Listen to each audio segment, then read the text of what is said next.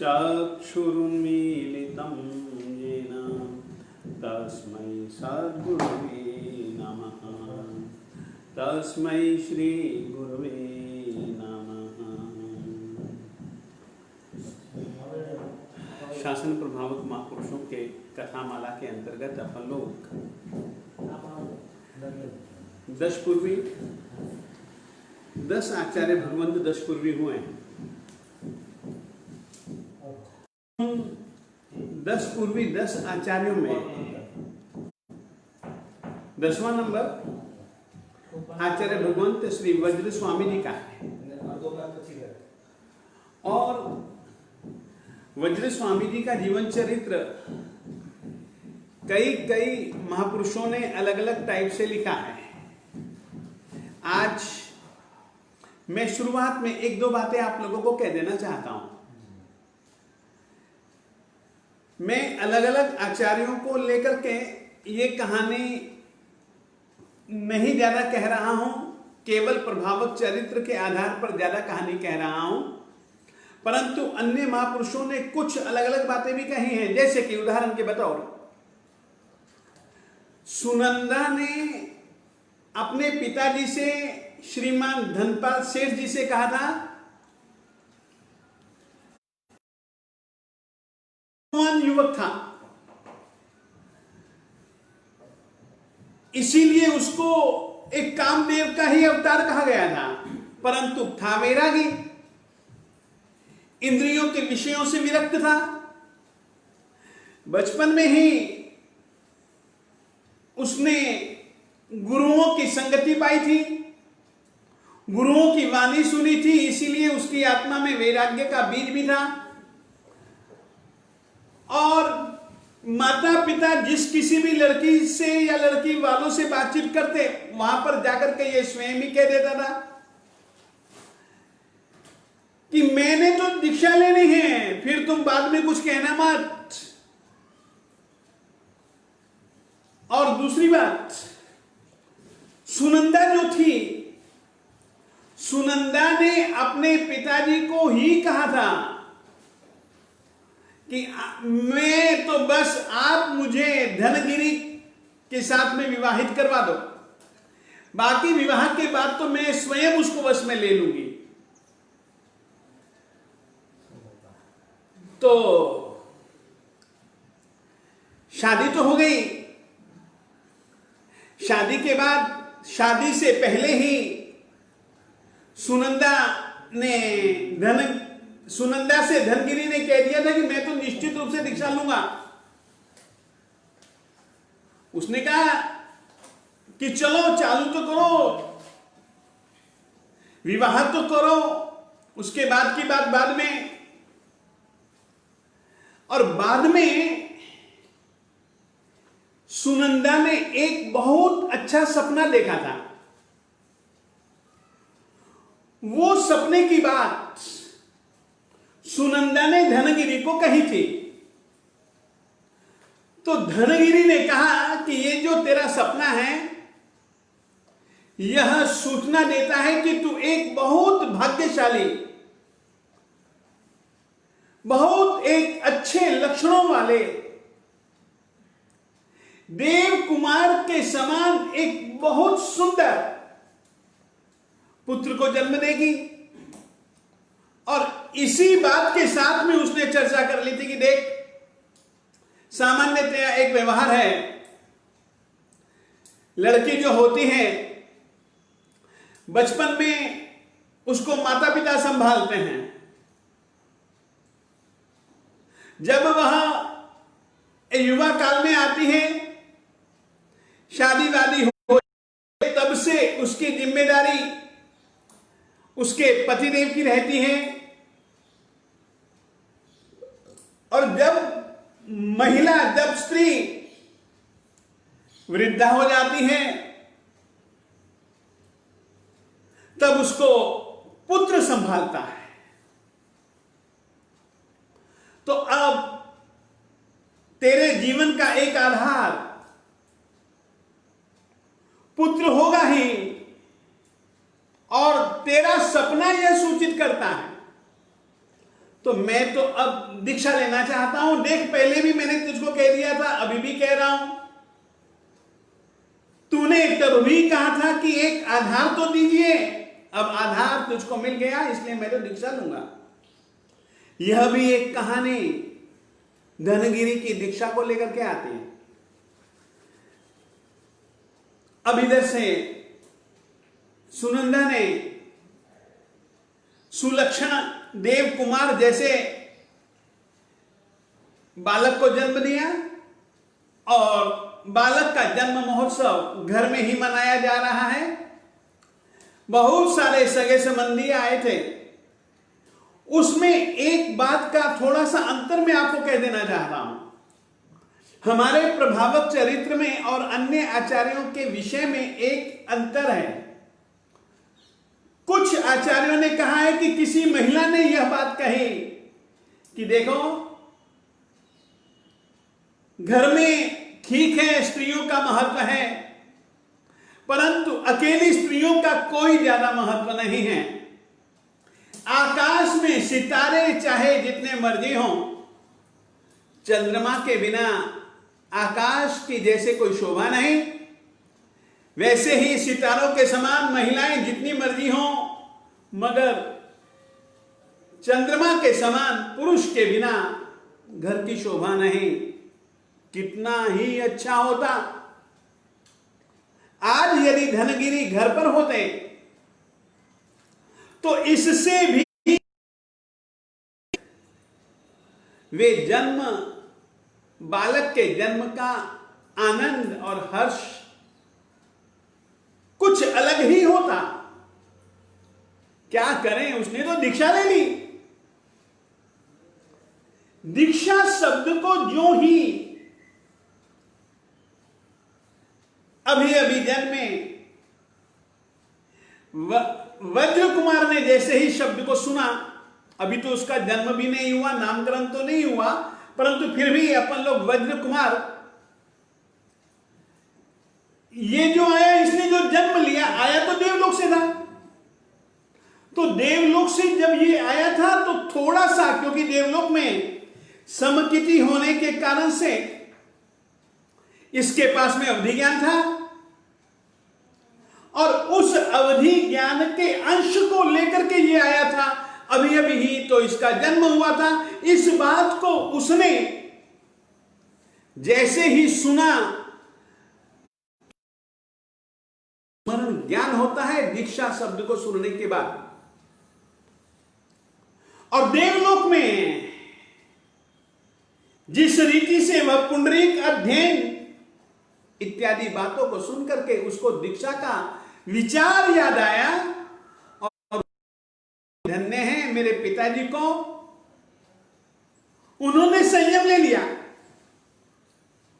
वे तो निश्चित रूप से तर जाएंगे, मुझे भी दीक्षा लेनी है। मेरी दीक्षा में अगर कोई बालक है तो मेरी मां है, और मेरी मां जब तक आज्ञा नहीं देगी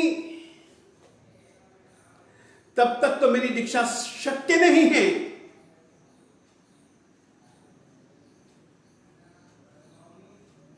मैं क्या करूं? इसी गड़मथल में उसे एक विचार पैदा हुआ, मां को परेशान करो। मां यूं तो मुझको दीक्षा के लिए आज्ञा देगी नहीं, मगर मैं इसको परेशान करूंगा तो ये मां परेशान होकर के मुझको दीक्षा के लिए आज्ञा दे देगी। परेशान कैसे करूं? बालक हूं, बच्चों का एक बहुत बड़ा बल होता है और वो बल होता है, और इसने निश्चित किया कि जब तक मां मुझको आज्ञा नहीं दे देगी तब तक तो मैं रोता ही रहूंगा। और सचमुच में उसी दिन से उसने अविरल रोना चालू कर दिया। ठीक है, यूं तो बालक रोता ही है, परंतु अविरत नहीं रोता है, अविरत नहीं रोता है। और इसने चालू कर दिया।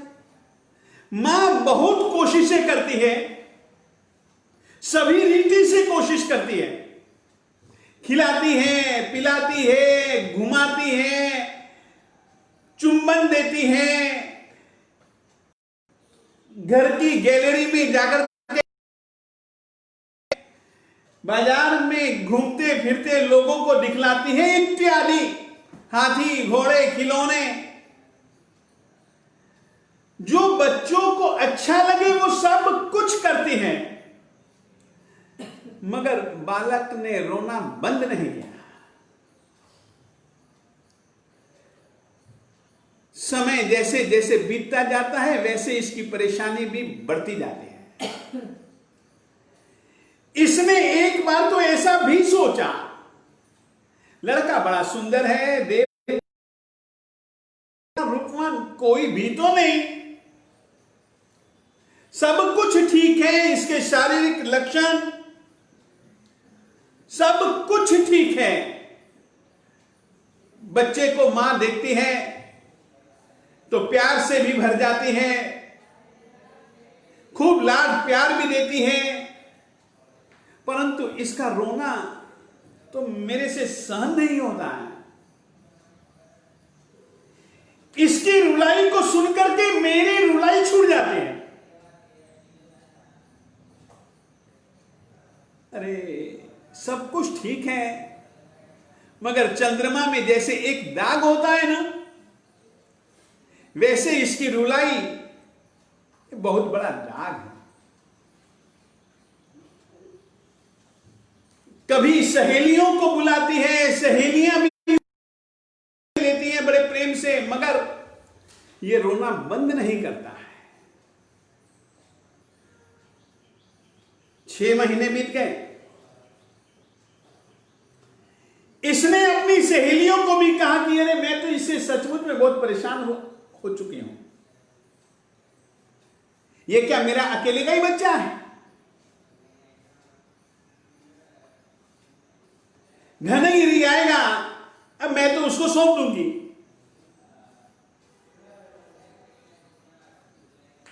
ठीक है, 6 महीने बीत गए और उसकी रुलाई को तो 600 साल बीत गए। इतनी बुरी हालत में सुनंदा की। सुना आचार्य श्री सिंहगिरी जी महाराज साहब अपनी नगरी में आए हैं। लोग खूब गए, प्रातः काल का समय, मुनि लोग समय आया, बहुपड़ी पुन्ना पोरसी बना करके पात्रों की परिलेहना की। गोचरी का समय हुआ। गोचरी के समय आर्य समित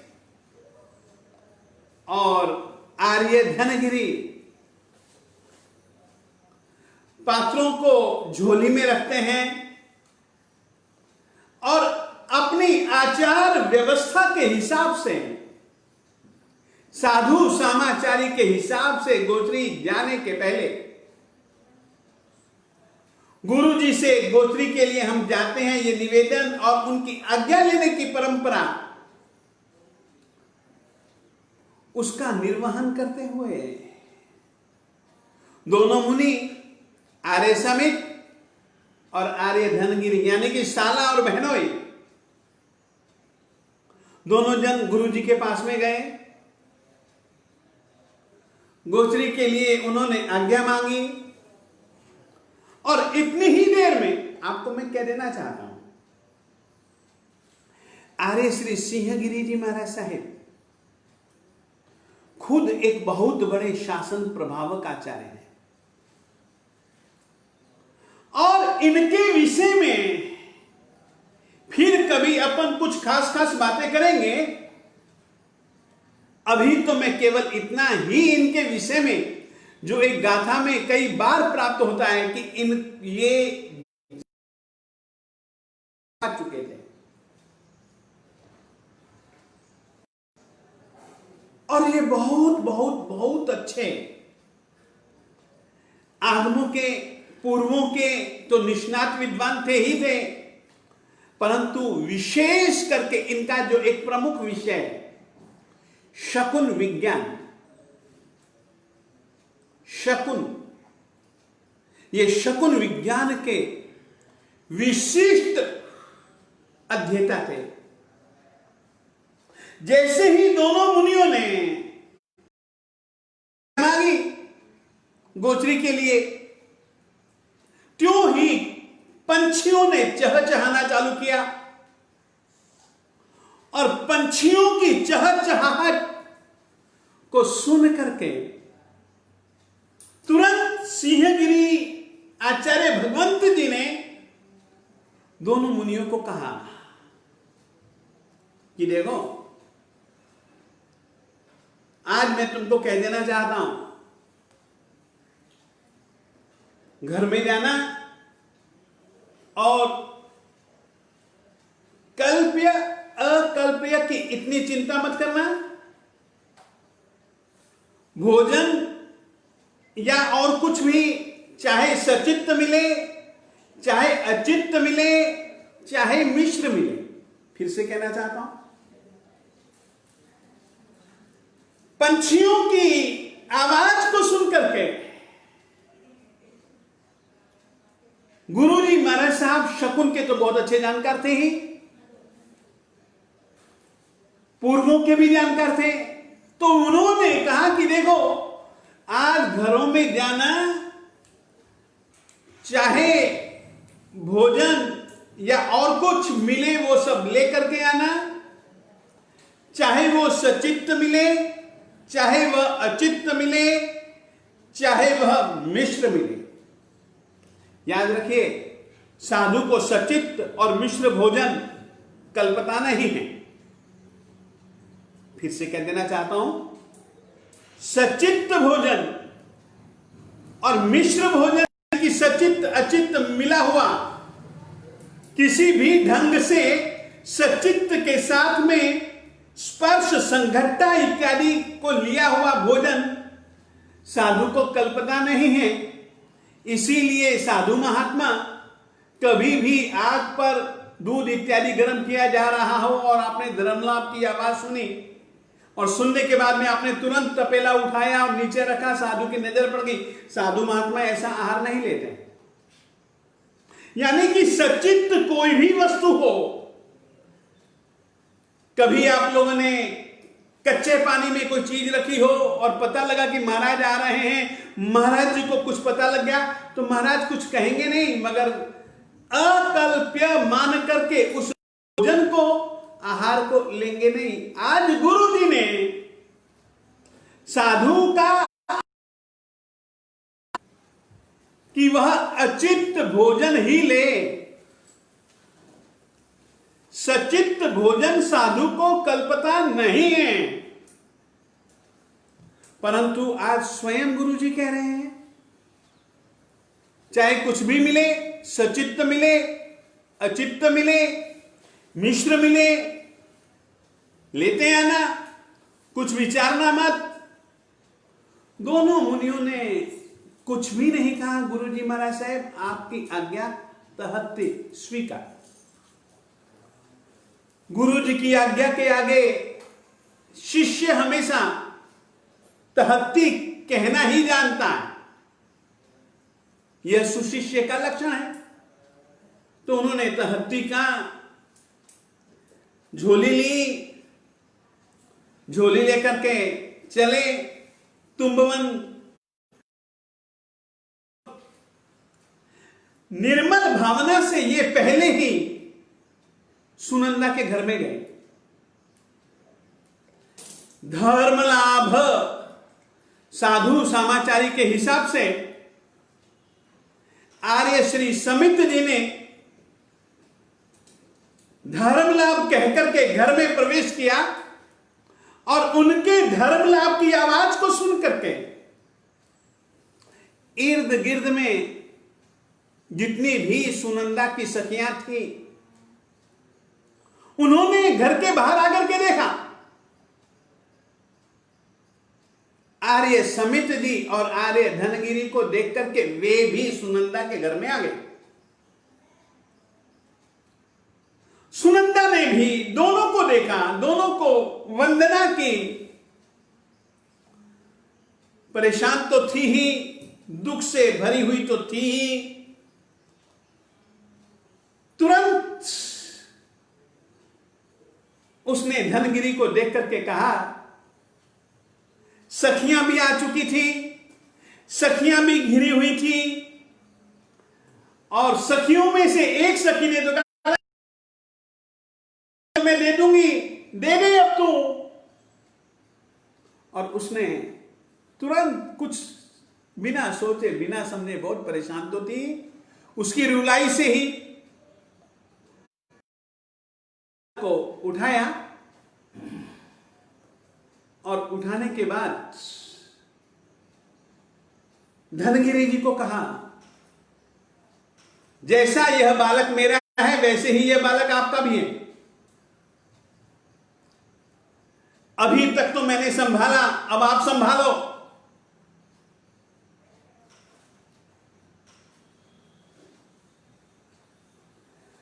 धनगिरी जी को उसी समय गुरु जी का वाक्य याद आ गया,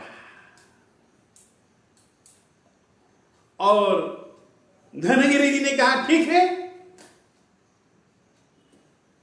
तू आज यही बोहराना चाहती है तो। उन्होंने अपनी झोली खोल दी, झोली को जमीन पर रख दिया, और उसने आवेश में आकर के बालक भी झोली में बोहरा दिया। बालक को बोहराने के बाद वो कहती है कि देखो, जैसे तुमने मुझको छोड़ा वैसे तुम इस बालक को छोड़ना मत। तुम्हारे यहां पर रह करके भी यदि ये खुश है तो मुझको बहुत खुशी होगी। जब से जन्मा है तब से लगातार लगातार लगातार न सोता है, न खाता है, न पीता है। ठीक है, सोने भी नहीं देता, खाने भी नहीं देता, पीने भी नहीं देता, मुझको परेशान कर रखा है। मैं इसको उठा उठा उठा उठा उठा उठा उठा करके कहां कहां घूमती फिरूं, खिलौने दिखलाए, खाने के लिए मिठाइयां दी, वो सब कुछ किया, अब तुम संभालो बस। धनगिरी ने तुरंत कहा, देख तू बोला रही है, फिर बाद में तू सोचेगी कि गलत हो गया, पछताएगी। उस समय यदि तू मांगेगी ना तो भी ये बालक मैं तुझको दूंगा नहीं। उसने कहा, तुम लेकर के जाओ, मैं खुश हूं। तुम लेकर के जाते हो तो तुमको भी पता लगेगा कि बच्चा क्या चीज होती है, लेकर के जाओ। नहीं नहीं, तुम्हारे वचन के ऊपर कोई भरोसा नहीं, तुम कभी भी मांग लो, हमसे कभी भी लड़ झगड़ लो, कोई ना कोई साक्षी तो रखना ही चाहिए। तो उसने कहा, साक्षी की क्या बात कर रहे हो, ये मेरे बड़े भाई, ये मेरे भाई साहब आर्य समित जी, ये साक्षी है, और ये जो मेरी सखियां हैं ये भी सब साक्षी हैं। आप ले जाओ बस, मैं नहीं मांगूंगी। यह आपको विश्वास इन सब की साक्षी में देती हूं।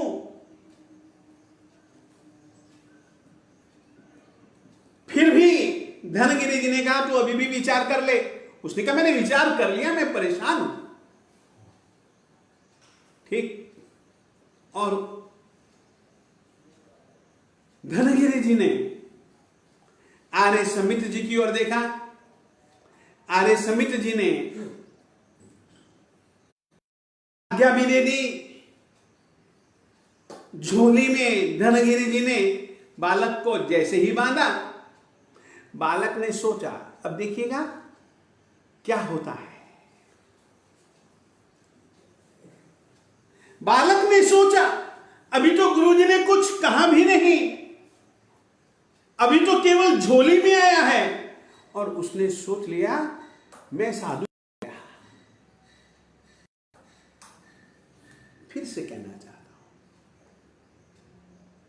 हूं, मैं साधु हो गया, मां ने मुझको सौंप दिया, मैं तो साधु हो गया। और अपने संकल्प के अनुसार इसने रोना बंद कर दिया।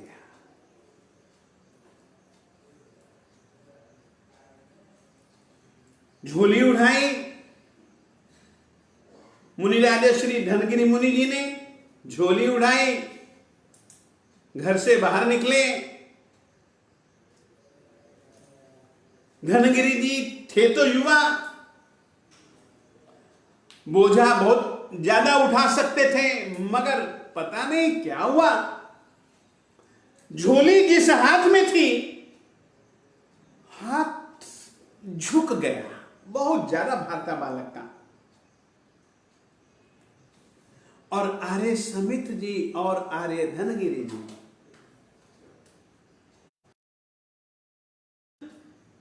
वापिस उपाश्रय की तरफ जा रहे हैं।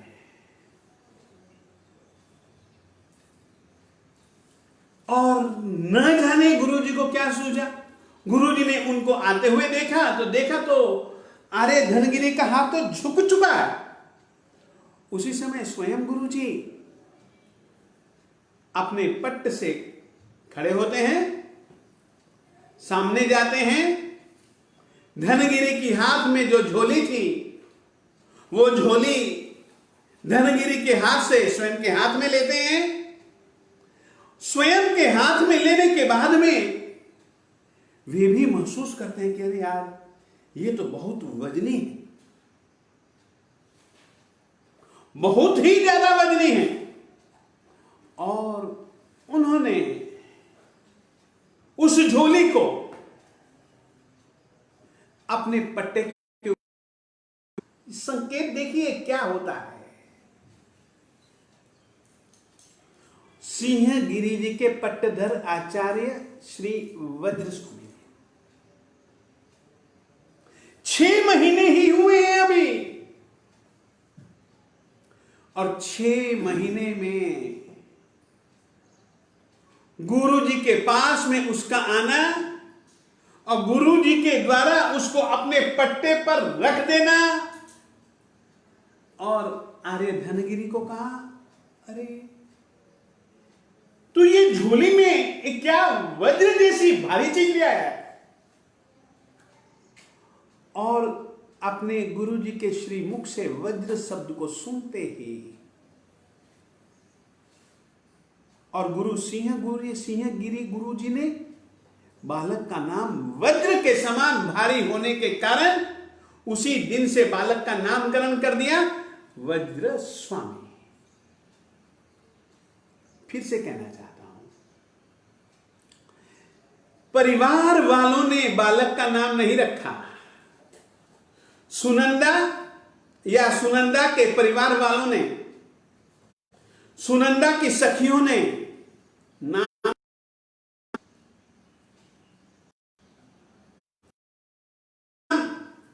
वज्र, यह नाम दिया गुरुजी ने दिया। और इस कारण से दिया कि वह वज्र के समान भारी था, बहुत सुंदर था, देव कुमार जैसा रूप। अब गुरुजी के पास में आ गया। अब आप लोग सोच सकते हो, गुरुजी की तो एक चिंता बढ़ गई, और गुरुजी चिंता में है, और चिंता का वो क्या समाधान निकालते हैं, क्या निराकरण करते हैं। समय पूरा हुआ, अगली कहानी फिर आगे जैसे ही अवसर मिलेगा वैसा कहेंगे। आज इतना ही। अपन लोग प्रार्थना करेंगे।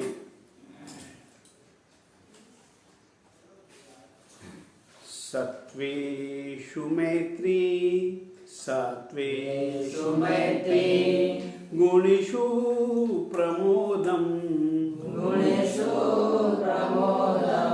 क्लिष्टेषु जीवेषु कृपापरत्वम् माध्यस्थ्यभावम् विपरीतवृत्तौ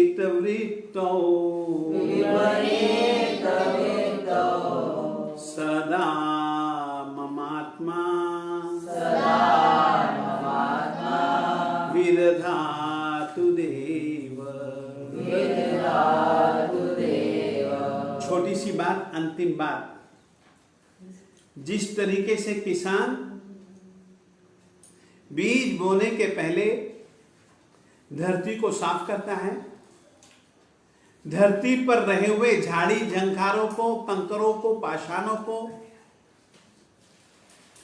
बाहर फेंक देता है, भूमि को तैयार करता है और बीज बोता है, तो फिर वो बीज उगता है। सींचने के बाद ये चार भावनाएं, मैत्री भावना, प्रमोद भावना, करुणा भावना, माध्यस्थ्य भावना, तुम्हारी आत्मा को धर्म बीज बोने के लिए योग्य बनाते हैं। फिर से कहना चाहता हूं, माली या किसान या बीज बोने वाला केवल बीज को बो करके बात को समाप्त ऐसा नहीं मानता है। बीज बोने के पहले जमीन की शुद्धि करता। धर्म का बीज यदि तुम्हें तुम्हारी आत्मा में बोना है तो याद रखो, सभी जीवों के प्रति मैत्री, किसी के भी प्रति वैर भावना नहीं।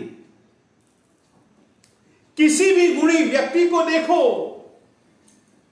खूब खुश खुश हो जाओ, पुलकित हो जाओ, वाह रे वाह वाह वाह वाह, काम तुम करते हो, कितने गुणीय लोग, क्या तुम्हारी विनय वृत्ति, कैसा तुम्हारा विवेक, कैसा तुम्हारा संयम, कैसी तुम्हारी उदारता, कैसी तुम्हारी संग के कार्यों में कर्मठता। गुणीषु प्रमोदम। गुणी व्यक्तियों की टांग खिंचाई मत करो, बल्कि उनकी लिए खुशियां मनाओ। वाह रे वाह, मैं नहीं कर पाता हूं, तुम कर पाते हो, धन्यवाद है, धन्यवाद है, धन्यवाद है। क्लिष्टेषु जीवेषु कृपा परत्वम। कोई भी, अब देखिएगा, सभी जनों के भाग्य एक जैसे तो होते नहीं, दुखी जीव भी बहुत होते हैं। के पास में उनके लिए कुछ कर गुजरने की ताकत है। अनुकंपा भाव से करना, दिखावे के लिए मत करना, विवशता से मत करना, किसी दूसरे पर जतलाते हुए कभी भी मत करना। कृपा परत्वम, दयालु बनकर के उनके लिए सहयोगी की भूमिका भज लेना। माध्यस्थ्य भावं विपरीत वृत्तौ। कोई जरूरी नहीं है कि हर कोई आदमी तुम्हारी बात माने ही माने, कोई तुम्हारा विरोध भी करेगा। सब जन कोई तुम्हारे अनुकूल होंगे ऐसा कोई जरूरी थोड़ी ना है, कोई प्रतिकूल भी होगा। गुरु विजय वल्लभ सुरीश्वर जी महाराज साहेब जी को जीवन में बहुत सारी गालियां मिली, बहुत सारी गालियां मिली, बहुत सारे विरोध मिले। वे हमेशा एक ही बात कहा करते थे, ददतु ददतु गालीर गालिमंतो भवन्तः। भैया गाली देनी है तो दो ना, बड़ी मस्ती से दो। जिसके पास गालियां होंगी वो गालियां ही देगा। तुम्हें जो कहना हो सो कहो, हमारी ओर से कोई उत्तर नहीं। माध्यस्थ्य भावम विपरीत वृत्तौ। किसी भी प्रकार नहीं छोड़ो इस बात को, दिल में, दिल के किसी कोने में भी उनकी जगह को स्थान नहीं दिया। ऐसे थे गुरु वल्लभ जी महाराज साहब। ये तुमको मैं माध्यस्थ भावना कैसी होती है उसके लिए तुमको मैंने यह उदाहरण दिया है। इस तरीके की मध्यस्थता चाहिए विपरीत वृत्तों। परमात्मा से प्रार्थना वे भी कहा करते थे, सदा ममात्मा विदधातु देव। हे देव, मेरी आत्मा में ये चारों भावनाओं को भर दे। वे चारों भावनाओं के अनुसार जीते थे, आप भी जिए इतना ही। सर्व मंगल मांगल्यम सर्व कल्याण कारणम प्रधान जय नाम जयति शासनम।